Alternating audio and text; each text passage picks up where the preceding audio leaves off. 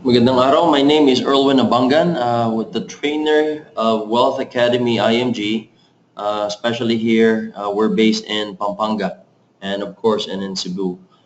Ang training natin sa araw na ito is learning how to grow your investments and also how to plan for your solid financial foundation. Okay? So, these are the training highlights. Ito yung mga expectations natin or ninyo na nakikinig ngayon kung ano yung mga matutunan ninyo sa training na ito. Una, you will discover the power of the Rule of 72. May sikreto or formula ang investments. So pag-usapan natin mamaya yan, ang tinatawag na Rule of 72 at sino naman yung nakadiscover sa formula na yan.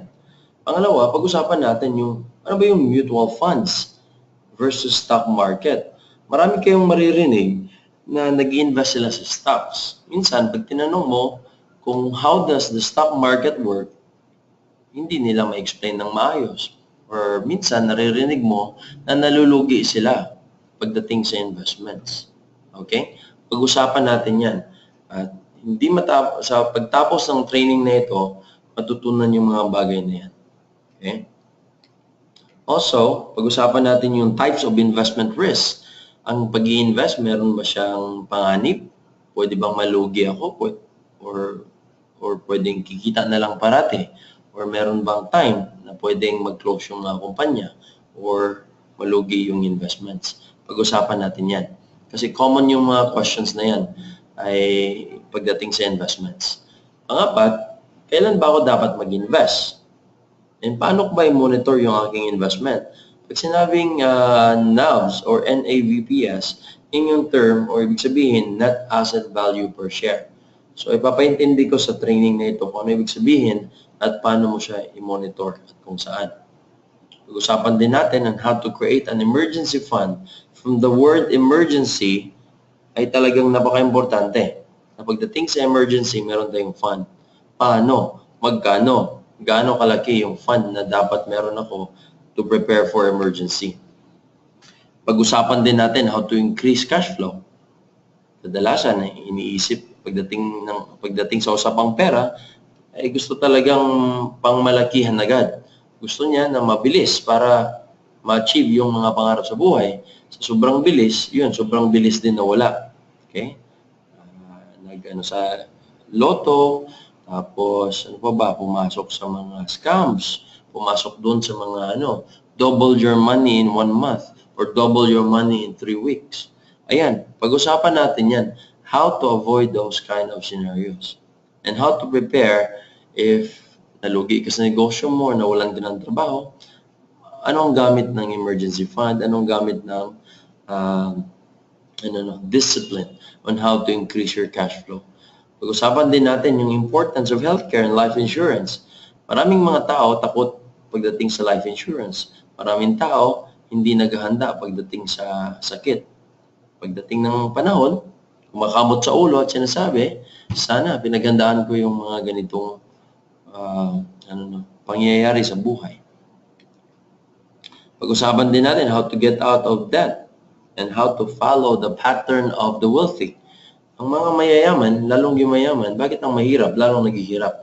Kasi merong pattern yung mga mayayaman. Okay? Pag-usapan natin yan. And how to become an expert. Pag sinabing how to become an expert, hindi ka naaasa sa mga agents, hindi ka naaasa sa mga brokers, hindi ka naaasa sa mga tao na gustong mag-handle ng pera mo. In IMG, tuturuan ka on how to handle your money and how to be an expert for your own self and for your own family. And of course, most especially how to have direct access to the big companies in the Philippines. Okay? And how to top the financial industry. Sino ba si IMG? Pag-usapan muna natin itong World Financial Group. This is the mother company of IMG in US and in Canada. 36 years to 37 years na yung kumpanya na ito. Okay? An Aegon company. So, the World Financial Group has the same mission, has the same campaign in teaching financial education. Kaya may partner siya na tinatawag na Heartland Institute, empowering organizations and their people through financial education. So, pwede nyo i-research sa Google. Sino ba yan si World Financial Group at sino naman yan si Heartland Institute? Here in the Philippines, it's IMG, International Marketing Group. Okay? Meron naman tayong programa that is teaching people about financial concepts and financial literacy. This is a school of financial education. Ang tawag naman sa program is Wealth Academy.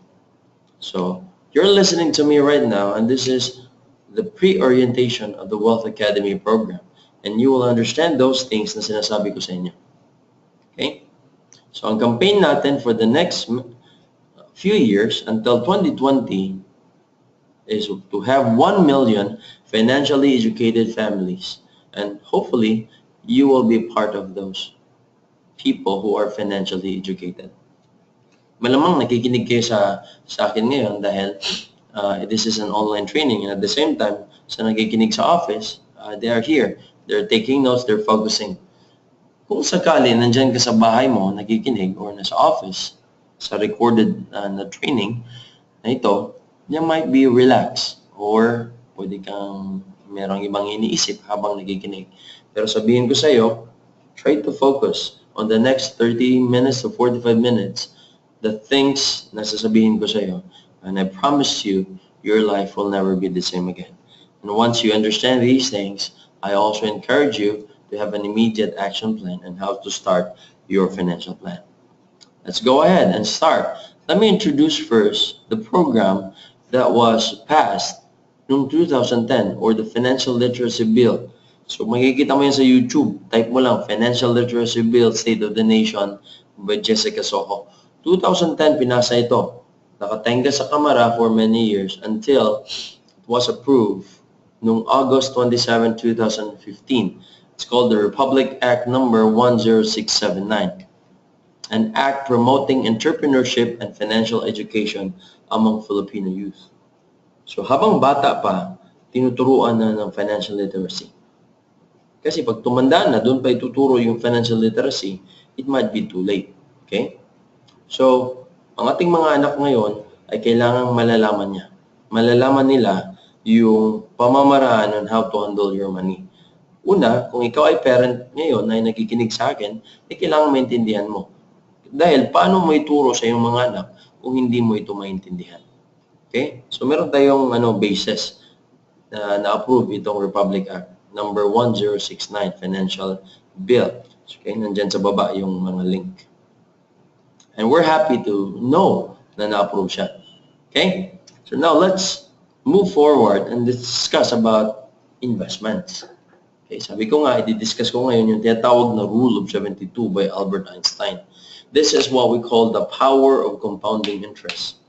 So the Rule of 72, ganito ang kanyang paraan. 72 divided by the interest equals the number of years to double your money. Ulitin ko, i-divide mo yung 72 kung ano ang kanyang interest, malalaman mo kung ilang taon to doble yung iyong pera. Halimbawa, 30 years old ka ngayon, meron kang 10,000, nilagay mo siya sa savings account na 1% per year ang tubo or below, halimbawa na lang 1% exact. Okay, maging 20,000 siya. Tanong, kailan?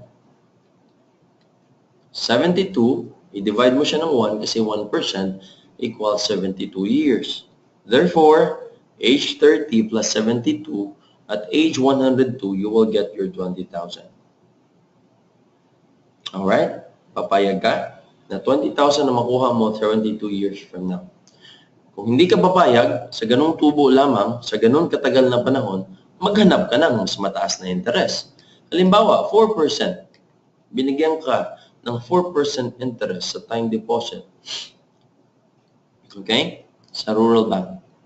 Okay? Or may mga big banks that are giving 4% kung sinerte ka or kaibigan mo yung manager. But mostly, hindi naabot sa 4% ngayon. Nasa 1.5 to 2% kung milyon-milyon ang iyong pera. What if 100,000 lang yung pera? Kaya halimbawa, binigay sa iyo ang 4% at age 29. Okay? Every 18 years, dodoble ang iyong pera based sa Rule of 72 ni Albert Einstein. At age 47, 200 na yung pera mo. At age 65, 400 na yung pera mo. Mas malaki siya compared doon sa 1%. What you did not know, pagtalikod mo, okay? Pagtalikod mo doon sa kanya ng office after kang pumirma, ita-transfer nila sa higher interest, which is 12%. Every 6 years, your money will double. At age 29, ang 100,000 mo, okay, maging 200 siya another 6 years. So ilang 6 years yan? At age 35, 6 years after, 200 na. Another 6 years, 41 ka na, 400 na ang pera. Another 6 years, 47, 800. Another 6 years, 1.6. Another 6 years, 3.2. Another 6 years, 6.4 ang pera. Ang tanong, ang 6.4, mapunta ba sa'yo or hindi? Ang mapunta sa'yo, 400 lang. Kasi, ang pinirmahan mo is only 4%. Ang kita nila sa 100,000 mo, 36 years ago, is 6 million. Okay? Fair or unfair? Malamang ang sagot mo, unfair. Actually, it's just fair. Kasi pumirma ka dun sa 4%. Now, lesson learned. Ano naman ang prinsipyo dito? So the next time around, you invest or save money, make sure you understand what you're doing. Kahit sa ano naman eh. Kahit sa trabaho, sa negosyo, sa paglalakad, sa pagkain, kahit anong ginagawa mo, sa relationship, you need to understand anong pinapasukan mo. Kasi in the end, ikaw rin naman ang makikinabang or ikaw rin ang magsasakripisyo or magsasuffer sa mga desisyon natin. Okay? Especially pagdating sa pera. That's what we call the cost of lost opportunity. Huwag mo sayangan yung pera, huwag mo rin sayangan yung time. Kung na-realize mo 36 years after na mali pala yung ginawa mo, sayang yung 36 years. Sayang pa yung pera, sayang pa yung 36 years. Kaya ngayon, sasabihin ko sa iyo, intindihin mo ito. Para hindi masayang yung pera, hindi rin masayang yung time. Don't just work hard for money, learn how to make money work hard for you. In building your wealth, there are 6 steps to build a solid financial foundation. Again, investment is one of them. So kung ang sagot mo ngayon, Erwin, gusto ko lang talaga investments. Ayaw ko na marinig yung iba. Sabihin ko sa iyo, after ko explain sa iyo, magbabago yung pananaw. Kasi ang financial planning, or katulad ng ano yan, pagtatayo ng building or bahay, hindi puro bubong lang.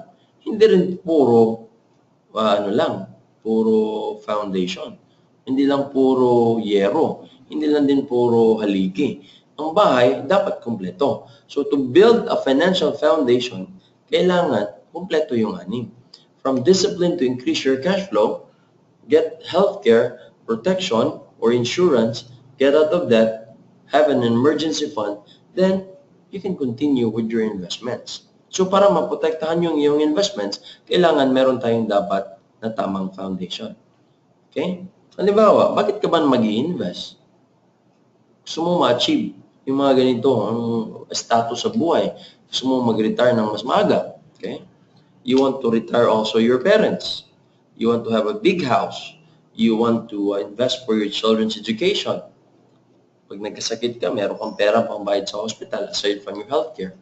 Gusto mo rin ng kotse. Yan, isang kotse lang yan. Pero gusto mo iba-ibang kulay ng kotse, pwede rin naman. You want to travel around the world. Okay? You want to stop poverty. You want to pay off your debt. You want to be financially free.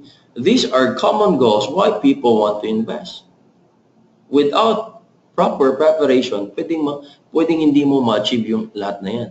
Kasi lahat ng investment mo, i-withdraw mo, pangbayad doon sa hospital, pangbayad sa emergency. So pag tumanda ka na at nagre-retire ka na, kaya maraming tinatawag, maraming mga matatanda na nag-retire in poverty because they did not expect that will happen to them. So where to invest? Let's talk about that. It depends on your investment goals. Short-term goals, short-term instruments. Long-term goals, invest in long-term instruments. Kung less than 1 year, kailangan mo yung pera mo, huwag mong nilagay sa long-term instrument. Lagay mo lang siya sa ATM or savings account.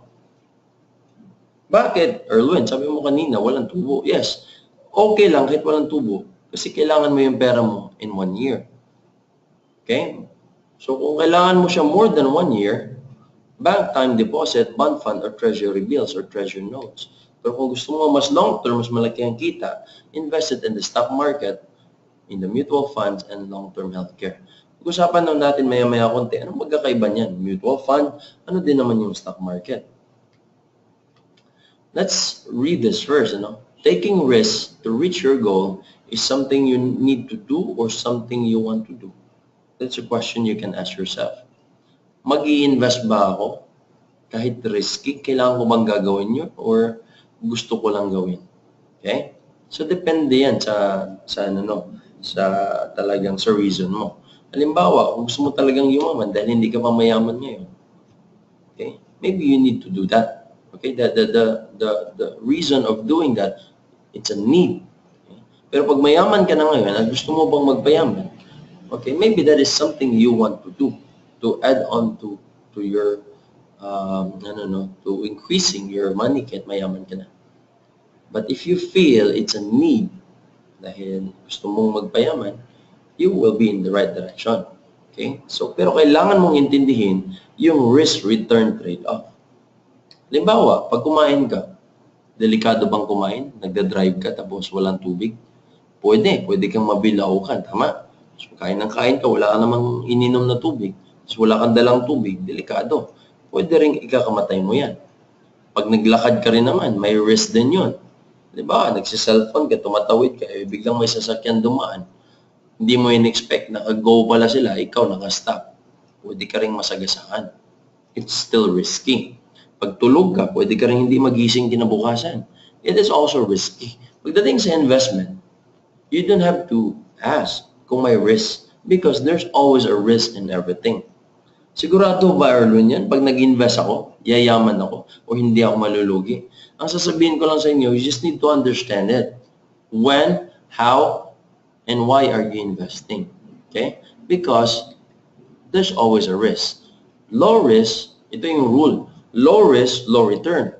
High risk, high return. No risk, of course, no return. Simple, tama? So, ganun ang investments. Now, let's talk about mutual fund versus direct stock investing. Ang mutual fund, para kang pasahero sa eroplano. Nakaupo ka lang, bumili ka ng ticket, tapos pagdating doon, upo ka lang. Tapos in the next few minutes or hours, makarating ka sa destination mo. Yan yung mutual fund investors. Tayo ay maglalagay lang ng pera sa investments, bahala na yung mutual fund company kung saan nila i-invest. Pero take note, hindi bahala na parang wala kang idea. Hindi katulad siya sabi na love, if love is blind, right? There's no such thing as love is blind. When you love someone, kailangan intindihin mo ba't mo siya minahal. Ganon din pagdating sa investment. Ba't ka nag-invest? At saan mo in-invest yung pera mo? Through the mutual fund companies, they will give you feedback or ang tatawag doon, facts and figures, or it's called the, tawag nito. Oh yeah, you can search it sa pifa.com.ph, facts and figures, and you will see kung saan nila in-invest yung pera mo. Okay? Ang stock investing or direct investing ay in-invest, okay? You're investing directly to the stocks. Ibig sabihin, para silang pilot. Kung hindi ka pilot, huwag kang magpa-pilot. Doon ka lang, maging pasahero ka lang sa mutual fund. Pag direct investor ka, kasi magaling ka at expert ka doon sa pagpimili ng mga stocks, ay you can go ahead and do that. Many people go directly to the stock without having expertise. Delikado. So my recommendation is to go first to the mutual fund. Pag na-master mo na yan, you can go eventually to stock investing. Okay? Ang mutual fund is a pool of investors. So marami tayo, pwede tayo magsimula at 5,000 pesos each investor. Dati, 10 years, 20 years ago, mahirapan ka mag-invest kasi hindi ganun kaliit yung startup. Pag nag-invest ka naman sa mutual fund, i-invest ni mutual fund sa stock market. As you can see sa illustration, ilalagay niya kay SM, Ayala, PLDT, normally sa top 10 holdings in the Philippines. Okay? So, ang tanong niyan, mas sure ba yan compare sa aking negosyong sinimulan? Sabihin ko sa iyo, masigurado pa akong kikita kay SM at Ayala kaysa magsisimula ako ng sariling negosyo at magta-trial and error. Pero it doesn't hold you back from doing that. Kung gusto mo talaga mag-experience at mag-experiment, you can go ahead. Especially kung passion mo naman ang magpagninegosyo. Ang sinasabi ko lang naman, balance it. Meron kang traditional business, meron ka ring investment sa mutual fund and stock market so that partner mo sila yung malalaking kumpanya. Okay? Sabi nga dito, sa $9 million club, don't trade but invest and invest for long term. So if you want to start right in investing, always think long term. Increase your financial IQ and invest long term. Huwag kang magti-trade. Sabi nga, trading is as good as you are gambling. Nagtitrade ka nagta-timing. But as an investor, huwag kang magta-timing. Malalaman mo lang yan araw-araw sa pifa.com.ph. Mamaya, pag-usapan natin paano mo i-monitor yung iyong investments. Basta, think about long-term investment. Okay? There's no short-term investment. Pag short-term, ang tawag mo savings, hindi investment. Now, how does mutual fund work? Ganito yan. If that is you, you go to the bank and the bank put your money in the stock market and mutual fund. Okay? So now, if the stock market earns 20%, ang earning mo lang nasa 1 to 2%. So we encourage you to be a shareholder or investor sa mutual fund. Pag ang stock market nag-earn ng 20%, lahat ng shareholder or investor will also earn 20%. Fair enough? Okay? So these are the classifications of mutual fund: bond fund, balance fund, and the stock and equity fund. Okay, let's focus on the stock and equity fund. Mas exciting ito, right? Saka ito naman talaga ang ating focus sa discussion today. There are 3 scenarios in the stock market. There's a performance na pataas talaga, scenario A. Scenario B, bumaba tapos tumaas ulit. Scenario C, bumaba talaga ng husto, tapos nung tumaas, hindi siya bumalik doon sa kanyang record high. Now, ang tanong dyan, kung mag-invest ka today, saan gusto mo mag-invest? Letter A, B, or C? Okay, let me discuss to you how it works. So, some companies listed in the Philippine Stock Exchange. Sabi ko kanina, ito yung mga kumpanya na nakalista sa stock market. Nandiyan sila Ayala, sila SM, sila Jollibee, name it, you can find it. And these are just some of the companies. These are not all the companies. So, since hindi siya kakasya sa slide, so pinili ko na lang kung ano yung ilalagay ko dyan. Now, ang stock market, marami kang makikitang numbers, no? Kung titingin ka sa website or pupunta ka doon sa Philippine Stock Exchange. Pero ang tandaan mo lang, dalawang color. Green at saka red. Pag may nakikita kang mga red na number, ibig sabihin, bumaba yung market. Pag may makikita kang green, ibig sabihin, tumaas yung market. Ganun lang ka-simple. You don't have to memorize all those numbers. Kasi may mga website naman na pwede na mong puntahan na makikita mo araw-araw. Magkano bang presyo? Okay, let's start from scenario A. Ang price niya is 10 pesos per share na nagsimula sa unang buwan. Yung bilog na 6 stands for months. First month, second month, third month to the 6th month. 6 months. So ang pagbibili ng investment, para kang bumili ng bigas per kilo. So investment naman per share. So, kung meron kang 100 pesos ngayon, binili mo siya sa 10 pesos per share, you can buy 10 shares. Second month, naging 12 pesos per share, ang mabili mo lang na share is 8.33 shares na lang. Bumaba. Tumaas ng third month, fourth month, fifth month, until the 6 months, tuloy-tuloy ang paglagay mo ng 100 pesos per month. Ang total shares na bili mo is 42.28 times 20 equals 845.60 minus 600, 245.60. Kumita ka on the 6th month because marami kang shares na nabili. Okay? Kung tumaas yung market, syempre, tumaas din yung kanyang value. Ang pagkakaiba lang is kumukunti yung share mo habang bumibili ka nung tumaas yung market. Now, let's go to scenario B. Tandaan mo yung sagot sa letter A, 245.60. Pareho din sa letter B. What if ganito ang market? Okay? Ganito ang economy, bumaba. Nagkakaroon ng mga bombing, nagkaroon ng problema, nagkaroon ng viral na sakit. Ang mga tao ayaw lumabas, ayaw punta ng mall. So mga businesses are also affected. Therefore, our economy is also affected. So halimbawa, pag ganyan ang mangyayari, habang bumaba yung shares, tumataas yung shares, habang bumababa yung price per share, tumataas yung shares na nabili mo. Okay? On the 4th month, on the 5th month, tumaas, bumalik sa 7. On the 6 months, bumalik sa 10. What if ganyan ang scenario? Let's see. How many shares nabili mo lahat? 85.25 times 10, 852.50 minus 600, kumita ka ng 252.50. Kung na-observe mo yung letter A, mas malaki yung kita ng letter B.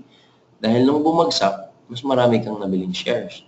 Let's see, letter C. Let's check letter C. Okay, nagsimula sa 10 ulit, bumagsak sa 5, 3, naging 1. Try to observe yung month number 4. 1 peso per share. 100 pesos lang ating example na nilagay na pera. What if 1 million nilagay mo?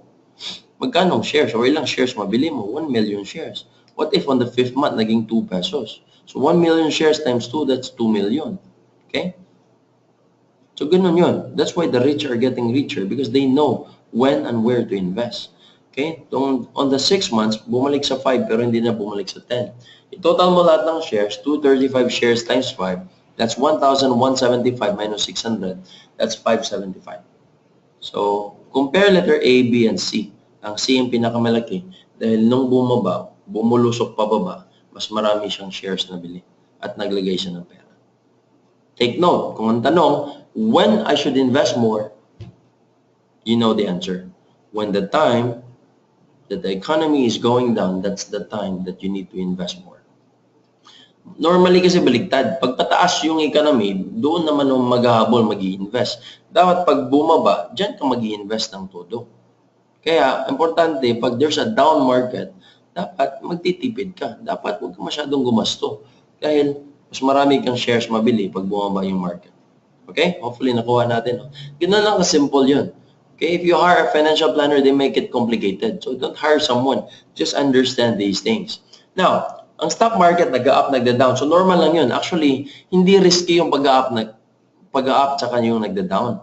The greatest risk is when it's going up and you are not part of that growth. Alright? Kasi nung bumaba, hindi ka nag-invest. Again, ulitin ko the greatest risk of all is naka-realize ka nung tumaas na yung market, hindi ka nakasakay nung bumaba. Yun yung pinakamatinding regret, matinding pagsisisi. Ngayon pa lang, if you understand yung discussion na ito, dapat mag-isip ka na mag-start ka na immediately. Now, ito naman yung mga companies, okay, na top 5 companies, okay, 6 na yan sila ngayon, na top mutual fund companies in the Philippines, okay, and they are partners of ING. Like I said, you can go direct sa mga companies na ito, hindi ka nadadaan sa agents. Halimbawa, si Philiquity. Saan ba nag-i-invest sa Philiquity? Sabi mo si Philiquity ay mutual fund. Saan ba niya in-invest yung pera? Ayan, tingnan mo dyan sa top 10 holdings. Nakalista dyan sa kaliwa. Dyan sa baba. Sa pangalan ni Philiquity. Nandyan sila Nickel Asia, Universal Robina Corp, Philippine Long Distance, name it. Those are popular companies. So, hindi ka matatakot sa yung investment. Kahit nilagay mo siya sa mutual fund kasi alam mo, yung pera mo, dinidiversify nila doon sa iba't ibang malalaking companies. Okay? Si Philiquity, nagsimula siya noong 1995 at 1 peso per share. Imagine na lang, naintindihan mo to noong 1995 at meron kang malaking pera. Ang price niya ngayon, nasa 36, 37. Just try to do the math. Magkano na ang kita mo? Kung meron kang 1 million noong 1995, ang price ngayon na 37, meron ka ng 37 million. Walang effort, inantay mo lang siya. Ganun yung tinatawag na long-term investment. Okay? So, depende yan sa price. Now, what if Erlwin? Yung nangyari noong 2008, marami bang yumaman nun? Actually, marami. Ang presyo noong 2008 sa Philiquity is 13 pesos, beginning of the year. Since nagkaroon ng recession, bumagsak na yung economy, bumagsak din yung price. From 13, naging 7. Ang bagsak niya, negative 40. Pero nung after 1 year naman, nung 2009, December 29, naging 13 pesos ulit. So, bumalik siya at positive 65. Umabot siya 105 to 106% ang tubo ng kanyang pera. So, again, sabi ko nga, kung may pera ka nung 2008, mayaman ka na sana after 1 year. Pero pag wala ka nilagay nun, wala din namang effect sa'yo. Pero again, kung naintindihan mo ngayon, ang iniisip mo siguro ngayon, sayang. Sana naintindihan ko noong 2008. Okay? So, hindi natin ibalik yon. Wala tayong magagawa doon.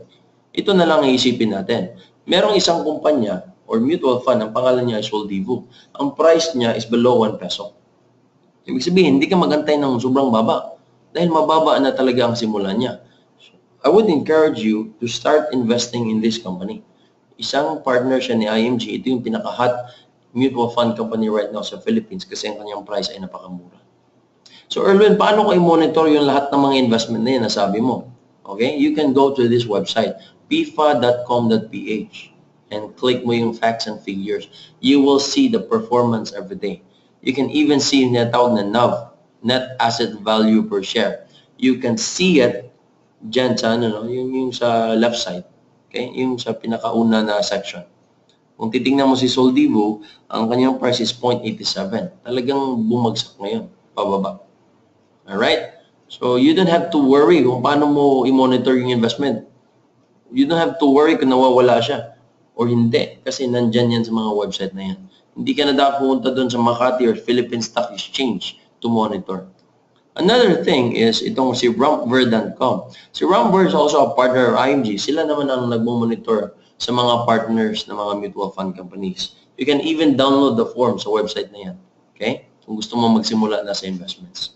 Lahat lang ng forms idaan mo kay IMG. Okay? Explain ko yan bakit. Now, let's talk about 2016. Yung news nung January na babagsak yung economy. Maybe because of many aspects. Na una, yung sa presidential election. So maraming tao natatakot baka pagbago ang presidente, anong mangyari sa ating country. So maraming mga aspeto. So maraming mga investors nagwi-withdraw ng kanilang investments. So affected yung ating economy. Now, ang tanong, magandang balita ba yan na bumagsak ang economy? Of course. Like I said kanina, pag nag-down ang market, it's a greater opportunity to invest more money in the stock market. Sabi ng ating mentor, and also the mentor of brother Bo Sanchez, which is Noel Anadilla. Sabi niya, stocks are now at a bargain level. One of the best times to invest. This is what we've been waiting for. So make sure to invest more. Advise your family and friends. They will appreciate you in the coming years.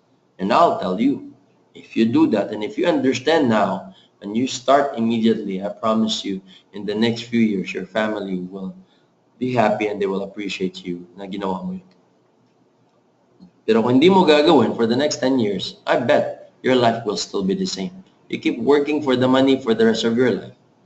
Why not let your money work for you starting right now? Kahit pa konti-konti, start at 5,000. Tapos after 5,000, minimum 1,000 pesos. Okay? So hopefully it's clear and hopefully nag-sink in sa inyong mind and inyong heart na talagang importante itong investments. However, may tinatawag na emergency fund. In case the market goes down, kailangan mo ng pera. Sabi nga, hindi ka dapat kukuha ng pera, kundi maglagay ka ng maraming pera. Kailangan mo ng emergency fund na pang-araw-araw mong gastusin. Okay? Pambili ng pagkain mo, bayad sa bills, school sa mga bata. Kailangan at least 3 to 6 months of your income, pwede mo siyang i-save sa bangko. Ang tawag dyan, emergency fund. Okay? Again, ang formula is 3, 6 months, or 12 months. It's called emergency fund. That's your goal. In case naman, mawalan kang trabaho, repair sa kotse kasi kailangan mo sa trabaho, or sa negosyo, medical emergencies, kinulang yung healthcare mo, may mga kailangan ayusin sa bahay. So, ang gamit ay emergency fund. Again, investment is not an emergency fund. Investment or emergency fund is separate from your investments. Now, like I said, dapat kumpleto yung 6 areas or 6 na foundation in building your financial future. Okay? To have peace of mind, siguraduhin mo na kumpleto yung 6 areas. From ground zero, increasing your cash flow, to healthcare, life insurance, eliminate your debt, emergency fund, then investment. Now, bakit natin i-discuss yung ibang mga aspeto ng financial plan? Kasi ang buhay ay napakaikli lamang. The day will come, you will retire. And you might realize, sayang, mali pala yung ginawa ko. So, sa buhay, may tinatawag na timeline. No? Nung pinanganak ka, tapos after nun, lumaki ka na, nag-aral ka, nagtatrabaho ka, nagkaroon ka ng pamilya, tawag ng productive years in preparation for your retirement years. Sa retirement years, dapat nag-i-enjoy ka na sa buhay. Hindi ka na nagtatrabaho. Pero base sa statistics, only 2% are financially independent when they grow old. 23% are still working, 30% dependent on charity, and 45% dependent on their children. Now, my question to you, saan ka pagdating ng retirement? Okay? This is a fast-changing world, and people need to know also the new solutions for a changing world. So, to increase cash flow or to prepare for your retirement, we need to understand that before, a parent could raise 12 children. Okay? Kaya walang plano, ang daming anak, no? Ang trabaho ng tatay, maintenance guy o driver. Pero kayang buhayin yung mga anak. Kasi mas mura naman ang bilihin dati. Ngayon, ang 12 na anak, cannot raise a parent. Minsan, ang nanay, tatay, pinagpasapasahan na lang ng mga dosing anak. Maraming anak, pero hindi kayang buhayin si nanay, si tatay. Anong reason? Kasi sila din, walang preparation. Kanilang budget, kulang din. Pag nagkasakit si tatay, siyempre, pinagtutulakan na lang ng mga anak. Nay, or tay, mas favorite mo si ano, di ba? Doon ka muna. Namimiss ka na nila, o di ba? Pag may pera naman, tay, dito ka na. Namimiss ka na ng mga apo mo. Love na love ka nila, o di ba? Pasyal naman tayo sa park, o di ba? So, mas niyayaya mo dahil may pera. Pero pag walang pera, tinataboy mo. Hindi naman ikaw because I don't know you personally. Sinasabi kong you, I mean, kadalasan tao. Pag tumanda yung mga nanay at tatay nila, pag walang pera, talagang kawawa. Before, only the father worked could raise 12 children. But today, a couple both working can hardly raise one child. So, importante, no? Ang financial planning talaga. Especially to the OFWs. Now, let me talk to the OFWs. Ikaw, nagtatrabaho ka. Iniwan mo yung pamilya mo para mas malaki ang kita mo compare dito sa Philippines. Kung hindi naman din naturuan ng financial planning yung mga nasa Philippines, pwede rin maubos yung pera mo. Kaya maraming mga OFW umuwi na bangkarote. Also, nag-invest. Nagkamali din, na-scam, ubos din ng pera. So for the next 10, 20 years, pabalik-balik na lang sa abroad. Kaya ako, kung ako ang tanongin ninyo, kaya ako mag-abroad because I know ang pera nandito sa Philippines. Pero just in case, nandyan ka na sa abroad, nakikinig ngayon, tapos gusto mong umuwi na sa iyong family as soon as possible, I challenge you to start your financial plan. Don't worry, we will assist you and help you with your financial plan through our program sa IMG, which is Wealth Academy. So another thing, bakit ubos-ubos yung pera? People spend faster today compared dati. Dati ang laro, patintero, saranggula, piko, sungka. Okay lang, di ba? Kunti lang ang bayad. But today, may maraming gadgets. So, lalaki lalo yung bill. Mas mahal pa yung mga gadgets. I'm not saying, because ako ngayon nagtitraining, gumagamit ako ng gadgets, pero for money making, for my own business. Pero pag ginamit mo yung mga gadgets, mga laro-laro lang, wala namang perang pumapasok dahil dyan. It's just useless. Okay? So to increase also your cash flow, importante yung tamang formula. Kahit ka naman nag-i-invest pero pag mali rin naman yung formula mo sa pag-increase ng cash flow, pwede rin affected yung investments. So that's why, pagdating ng income, kung ang lumabas agad ay puro expenses, wala talagang matira dyan, kaya trabaho ng trabaho ka pa rin. Paulit-ulit na lang yan. Okay? Wala kang masisave for the next 10, 20 years kung ganyan ang yung formula. Pay yourself first. Ito yung tamang formula, no? Income minus tithing. Actually, before yourself, pay the Lord first. This is biblical. 10% tithing, 20% savings. Remaining 70% will be expenses. So, ang 20% yan yung ibabayad mo sa sarili mo. In case of emergency, okay? And for your retirement, dyan mo kukunin yung investments. Kung ang 70% natira, 70% expenses, kung kaya mo rin naman 50% lang iyong expenses, at least may 20% pa pangdagdag doon sa iyong investments. So follow the right formula. Whether college graduate ka or hindi, professional ka or hindi, mayaman ka or hindi ngayon, follow the formula. I promise you, you will be in the right direction. Halimbawa, Erwin, sinagad talaga ako. Pero uminom ka ba ng soft drinks araw-araw? Kung uminom ka ng soft drinks araw-araw, pwede mo siyang tanggalin. Okay? Remember, wants versus needs. Ang wants gusto, ang needs kailangan. Ang soft drinks, hindi mo naman siguro kailangan sa katawan mo. Hindi mo naman siguro kailangan. Hindi ka naman mamatay kung wala yan. Okay? Kung tinanggal mo yan, ang annual cost yan is 21,600. Monthly cost, 1,800. If you know how to invest in the mutual fund at an average rate of 12%, after 35 years, you will have 5.8 million. Soft drinks lang tinanggal mo sa buhay mo. Again, financial planning is about discipline. Increasing your cash flow is about discipline. Kung hindi naman 5.8 million ang gusto mo, dahil ayaw mo mag-sacrifice, you might get diabetes pagdating ng araw. Huwag naman. Alright? So, prevention is better than cure. So, there's what we call the wealth calculator. So kung marami kang na-save, marami kang ma-invest. So halimbawa na lang, save ka or save ng 5,000 per month at 12% per year. After 30 years, that's 15.2 million. Okay, ulitin ko 5,000 per month at 12% per year growth, compounding interest. After 30 years, that's 15.2 million. Siguradong marami kang pera 30 years after pag-start ka ng mas maaga. Pero Erwin, kulang na ang time ko eh. Kunti na lang eh. Pwede bang bilisan? Well, gusto mo 5 years. If you want to get 5 million after 5 years, kailangan ka mag-save ng 50,000 per month for the next 5 years. Again, sabihin ko sa inyo, time is very important. Kung ang nakikinig ngayon ay bata ka pa, invest more, invest early. Si Warren Buffett, the second richest man in the world noong 2010, sabi niya, I start investing at age 11. I even started too late. Di ba? Ang feeling niya, too late na 11 years old. Kung nakikinig ka sa akin ngayon, 40, 50 years old ka na ngayon, I'll tell you, it's very late.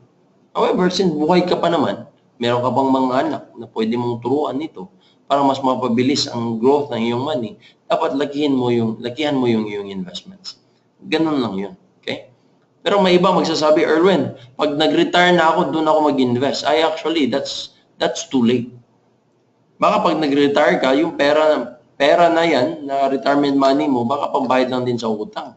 Wala ka pang disiplina, ubos yan. Problema, kadalasan nagre-retire at age 60, nakakuha ng retirement money, ubos na at age 65, nabuhay pa for many years. Di ba? Nabuhay siya until age 90. Meron pa siyang meron pa siyang 25 years suffering. Wala na siyang pera. Marami siyang gastusin, maintenance, pagkain niya. Tapos pinagpasapasahan pa siya ng mga anak. Ngayon pa lang pag-isipan natin. Yung training na ito, hindi to for entertainment purposes. This is something to do with your own personal decision if you want to be financially free. Ako, I've learned this training 10 years ago. Kaya tinuturo ko sa inyo because I realized na talagang this is very important. This can even save lives. This can even save your next generation. Kaya wag niyong hayaan na hindi niyo maintindihan ito. Kung nalilito ka sa mga explanation ko dahil maraming numbers, okay lang. Kasi pwede mo naman akong i-chat, pwede mo rin akong tawagan, pag-usapan natin yung mga questions mo. Like I said, this is just a pre-orientation. Hindi mo makukuha ito lahat. Pwede mo makuha lahat, pero kung hindi ka masyadong focus, pwedeng malilito ka. Now, I have a quick question for you. This is a personal question.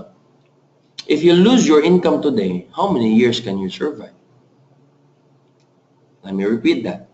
If you lose your income today, how many years can you survive? In Tagalog, pag nawalan ka ng income ngayon, sa araw na ito, mawalan ka ng trabaho bigla or mabankrupt yung negosyo mo, ilang years yung pamilya mo magsusurvive?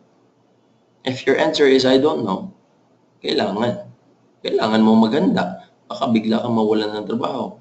Hindi ka pa nakapag-invest. Hindi ka pa nakapag-save. Bigla ka nawalan ng trabaho. Anong gagawin ko, Erwin? Okay? That's why it's very important to provide yourself with healthcare. In case magsakit ka bigla. So, kadalasan naman sa mga kumpanya, nagbibigay sila sa inyo ng card. Ang tawag doon, healthcare. On top of PhilHealth. PhilHealth is a discount. So, yung card na binibigyan nila, ang tawag doon, healthcare. Just in case, kasakit ka, meron ka pang bayad dyan sa private hospital. Pag wala ka namang healthcare, ayan, happy together. Kasama yung ibang may sakit. Isang bed lang kayo, dikit-dikit kayo. Masaya naman kasi marami kayo. Pero ang tanong dyan, totoo ba talagang masaya? Okay? Marami na nga katabi mo, patay na, hindi nila alam. So, mura, pero mapamura ka rin sa kulang ng serbisyo at facility. Yung sa kabila, sa private room, mahal. Maramdaman mo rin naman yung pagmamahal. So kaya, hindi lang investment ang preparation. Kailangan mo rin ng healthcare. So to know more about that, may separate discussion tayo about that. So buy yourself a long-term healthcare also while you are still young and healthy in preparation for your old age. Kasi ang sakit doon lumabas pagtandaan natin. Kaya tandaan mo, get a long-term healthcare. Pagdating naman sa insurance, ganito naman ang role ng insurance. Habang nagtatrabaho ka, okay, habang nag-business ka, gusto mong family mo, pupunta doon.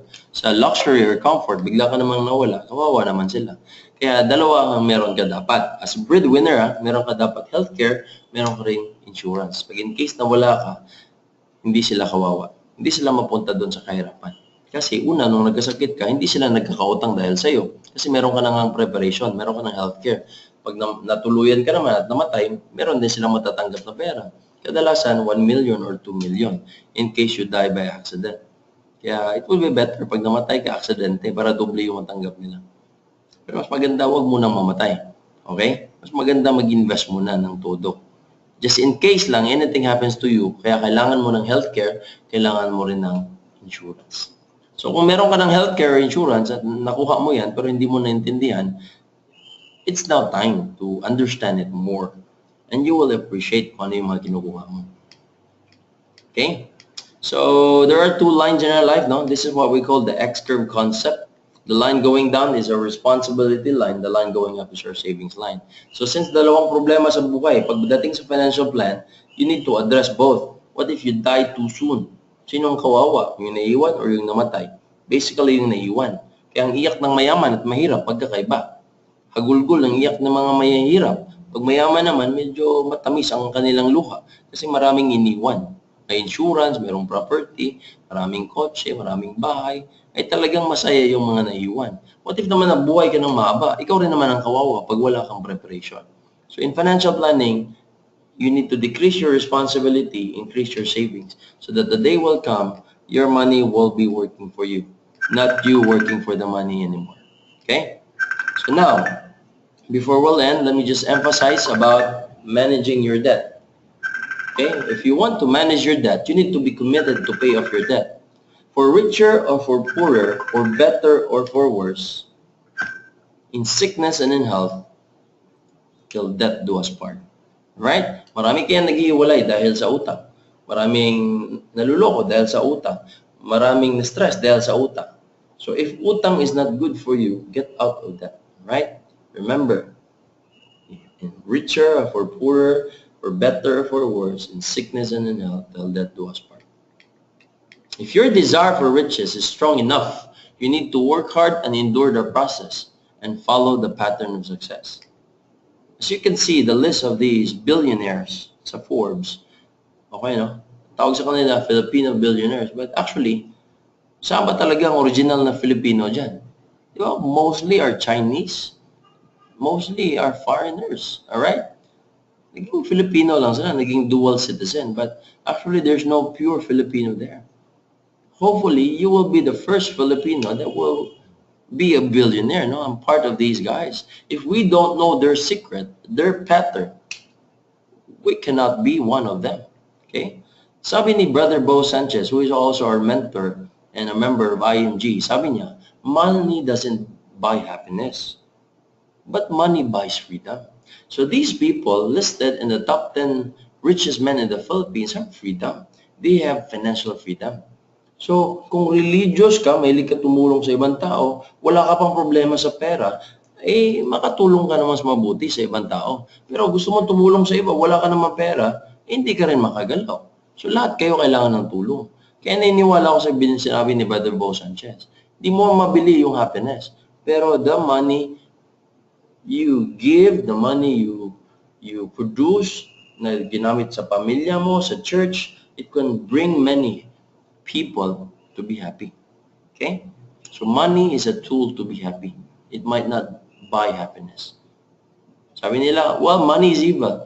The love of money is evil, not money. Money is a good servant, but it's a bad master.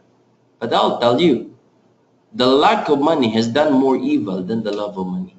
I would love to have more money because I want to help many people. I want to have my own foundation. I want to help poor people. I want to build, the kingdom of God by giving more tithes and offerings. So now, let's talk about the system of the wealthy. Henry C. is the richest man in the Philippines. Meron siyang SM, maraming SM. Don't you know na siya rin may-ari ng sarili niyang bangko? You put money in the bank and the bank invests your money in the stock market. Remember kung ano yung discussion natin kanina? Kaya si Henry C. tuloy-tuloy ang kanyang pagyaman kasi marami siyang pundo. Maraming pundong BDO, the number 1 bank in the Philippines. Okay, kailangan din naman niya ng insurance sa kanyang sarili, sa pamilya, sa kanyang negosyo, sa kanyang malls, building, kotse. Gumawa rin siya ng sarili niyang insurance company, which is Generali Pilipinas. Kailangan din niya ng developer, nandyan din si SMDC. So siyang may-ari lahat niyan, kaya yumaman lalo siya. Ganun din si Ayala. May-ari ng Ayala Mall, si Ayala. May-ari ng kanyang bangko, BPI, si Ayala. May-ari ng insurance company, Ayala Life, siya din. Kailangan niya ng developer, nandyan din si Ayala Land. Kaya the rich are getting richer, the poor are getting poorer. Kasi ang mahirap, masakit man tanggapin, walang sistema. Pero yung mayayaman, meron silang sistema. They know what to do. That's why they're getting richer each and every day sa kanilang buhay. Now, since I'm representing IMG, let me tell you the benefit of being an IMG member. And I'm proud to say that for the past 10 years, it's getting better every day, and I'm getting excited every day of my life because IMG provides me a pathway or a pattern on how to follow the pattern of the wealthy. As an IMG member, I can connect with the direct companies, the financial industry companies in the Philippines, from healthcare, insurance, investment, real estate, general insurance, allied services, name it. Para akong SM. I'm a one-stop shop broker or expert. If I want to get my own healthcare, insurance, investments, hindi na ako pupunta sa agents. I can go directly to these companies. Alright? You get what I mean? So you have a direct access to these big companies in the Philippines. So minsan may magtatanong, Erwin, baka scam si IMG? Ang sagot ko na lang, tanungin mo na lang si SMDC, Ayala Land, Sun Life, Soldivo, Kaiser. Those companies who are partnered with IMG, ang tanong, bakit sila nagjo-join? Bakit sila nagipag-partner kay IMG? Okay? Something to think about.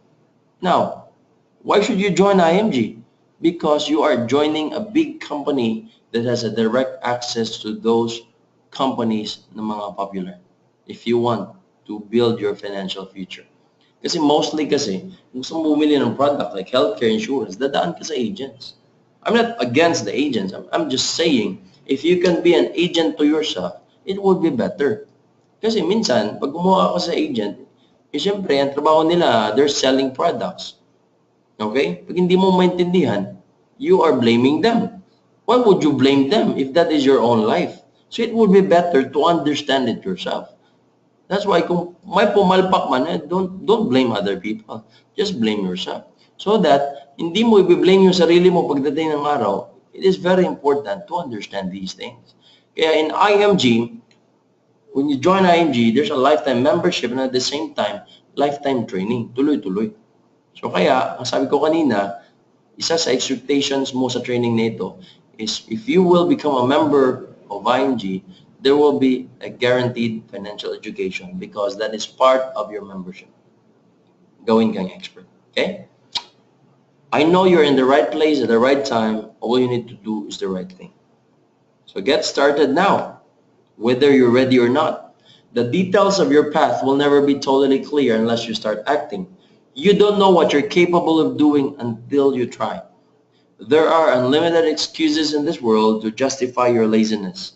Remember, 10 years from now, you either make a lot of money or make a lot of excuses. Klaro tayo doon? It doesn't matter whether you know me or not. What matters is the things that I'm teaching to you today that you will apply it. Okay? Because there's high cost of waiting. Try to compare the three scenarios now, Mr. Save Early, Mr. Save Wait Longer, and Mr. Catch Up. Si Save Early, naintindihan niya agad how to invest, how to build his financial future. Start siya ngayon sa investment, 20,000 per year for the next 6 years. Lahat ng na-invest niya is 120,000. So sabi natin kanina, ang investment nag-compound. Okay? Depende kung gaano kahaba yung panahon. So mahaba ang panahon na inaantay niya, pagdating ng age 60, yung kanyang pera naging 5.4 million. Okay? So Mr. Wait Longer naman, sumunod siya after 6 years pa. Same amount of money, same amount of time, pero nag-delay lang siya ng 6 years. Ang pera niya is 2.7 lang. Si Mr. Catch Up, gusto niyang habulin si Mr. Save Early, nakahabol siya, naging 5.3 million din. Pero mas marami siyang perang nilagay sa investments compared doon kay Mr. Save Early. So time is your ally. If you understand these things, if you have some money to start. Okay? I encourage you immediately to start. Again, time waits to no one. Okay, the value of time is so important. Okay, katulad nito, ito yung wealth calculator. So, madidetermine mo kung kailan ka pwede mag-retire. Gusto mo mag-retire 5 years from now, to get 4 million, you know how to get it. Just put 50,000 per year for the next 5 years, you will get 4 million or more. Same is true for 10 years, 20 years, 30 years. So, gusto mo mas malaki pa yung pera mo, wait longer. Okay? I mean, not wait longer to invest. I mean, invest more, tapos antayin mo, palaguin mo yung pera mo sa matagal na panahon. Someone is sitting in the shade today because someone planted a tree a long time ago. Bakit yung mga mayayaman, yung kanilang mga anak ay nagre-reap ng rewards or tasted the fruit ng sacrifice ng kanilang parents or grandparents? Ibig sabihin ba, automatic nandyan yan? Hindi. Someone sacrificed for them. Ganon din. If your grandparents or parents are not rich and you want to be rich, sino magsasacrifice for you? Di ba ikaw? Di ba tayo? So, tayo ang magpa-plant ng tree. And our children's children will benefit of the shade and the fruits na ating, yung tree, at saka matikman nila yung fruit ng tree na ating tinanim. Another quotation, the best time to plant a tree is 20 years ago. No, the second best time is now. Not tomorrow and not later. It's now. If you don't do it now, if you will not do it now, a year from now, you may wish you had started today. Marami akong kausap. Tinuruan ko dito, minentor ko. Ang sabi sa akin, Erwin, ang daya mo naman, dapat 10 years ago, sabay sana tayo, ba't hindi mo ako pinilit? Ba't hindi mo ako kinulit? Sabi ko, I'm sorry, hindi ako ganun kakulit eh. Sabihin ko sa'yo, start ka na ngayon. Kasi 10 years later, baka ganun ang sasabihin mo. Sana, nagsimula ako 10 years ago. Okay? It's not easy to do financial plan. What matters is, you understand yung principles nating naintindihan. Ang mga paano i-monitor, madali na lang yun. Mapag-usapan natin yan eh. Kasali sa tumis yan. And last but not the least, this is my final message. You cannot go back and make a brand new start or brand new beginning. But you can start now and make a brand new ending. Kung gusto mo, before you leave this life or before you grow old, and you want your ending to be different compared to your grandparents, again, start now. Once again, this is Erwin Abangan, your trainer for today. And of course, my wife is with me in this mission. So for those who invited you and to those who shared this video to you, so hopefully one of these days you will thank them for sharing this information. Because these people will be your hero and the hero to your family. Only if you listen to the things na pinag-usapan natin at in-apply nyo yung mga bagay na pinag-usapan natin. Should you have any questions, you can contact me anytime through those numbers. And you can also visit that website that you can share it to your friends if they want to know about investments and about financial plan. Or you can also visit our centers dito sa Angeles, sa Makati, and also in Cebu, and also at the other places. But just in case you are listening to me right now and you are an OFW, you can invite your friends sa isang lugar, dyan sa bahay ninyo, and you can watch this video. Alright? So, congratulations. I will not thank you for listening, but congratulations na natapos nyo ang training. And in advance, I would like to tell you that I will be happy to see you one day. Okay? Have your own investments, have your own properties, have your own healthcare insurance, and see you soon in IMG. And hopefully, you will not delay your decision.